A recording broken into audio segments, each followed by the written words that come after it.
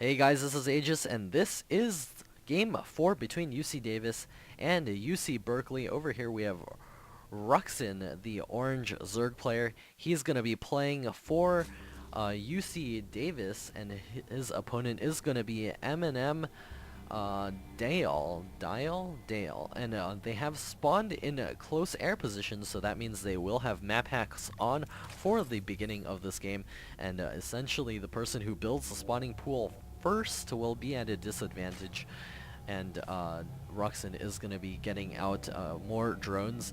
He's going to have his Overlord kiss his opponent's Overlord, as he says.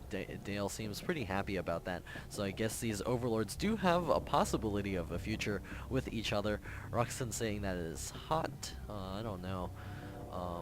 Overlords just, even when they're together, they just kind of hang, and yeah, that's pretty much it. I guess they could slow dance. But Ruxin over here making additional drones right now. More drones coming out of Dale as well, so we'll see what they decide to do. There's also a possibility of hatch first, just because, or definitely a possibility of hatch first.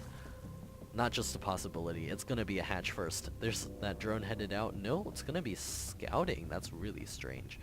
Oh no, he's gonna be taking the gold base.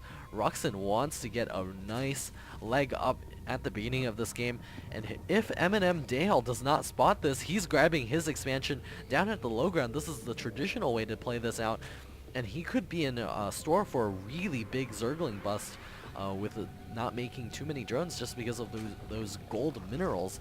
There's the gas coming up for Ruxin, and we'll see M&M Dale throw down his spawning pool first, and that does give Ruxin the slight advantage, but it's going to be more if you count in this gold expansion right now. There are plenty of minerals there ready to be mined at a super fast rate.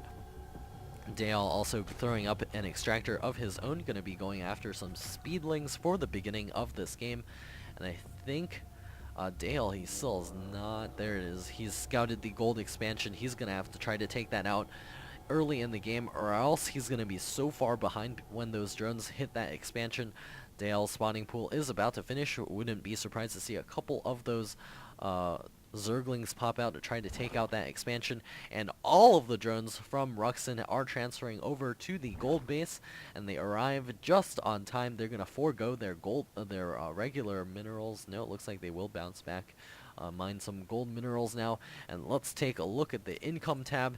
It's gonna be higher for Ruxin, I think. Yeah, it is higher for Ruxin right now, and he's gonna be getting Zerglings out onto the field to help defend this. Same with Dale, he's going to be trying to get Zerglings to try to kill this, and more drones popping out for, or more Zerglings popping out right now for Ruxin, and 10 on the way right now, as well as a Baneling's nest. Overlord scooting out about the map, getting a nice vision over there. Some more Spine Crawler coming up for Dale. Surprised he's not making more Zerglings to try to take this expansion out. I really don't know how he is expecting the fight against this in a macro game. And that extra mineral boost may allow Ruxin to take a fast third base back at his natural expansion as well. His first few Zerglings getting in here to start nibbling away at that. Spine Crawler looks like it will finish, but with half health, so it's going to make it easier for Ruxin to bust in here later on. Ruxin still does not really have any queens out in the field, so that's curious to see. With the queen out, he would be able to power up so many Zerglings to try to bust in here and do some damage. But because he does have this late game macro advantage, it's not necessary for him to actually bust in, but he has made a couple of Banelings, and they are headed in here right now, and there are only Zerglings from Dale, and there's not that many of them. The Banelings are starting to explode, and the drones getting pulled. They do not want to clump here. It looks like the few Zerglings here will get taken out, and the drones are trying to run away as best as possible. A couple of drones do fall. More Zerglings and Banelings on the way. For Ruxin, Dale is looking okay right now. He's trying to get out across the field to do some damage, while Ruxin does not have any units. He's finally getting up his queen right now at the gold expansion, and there's so many Bane.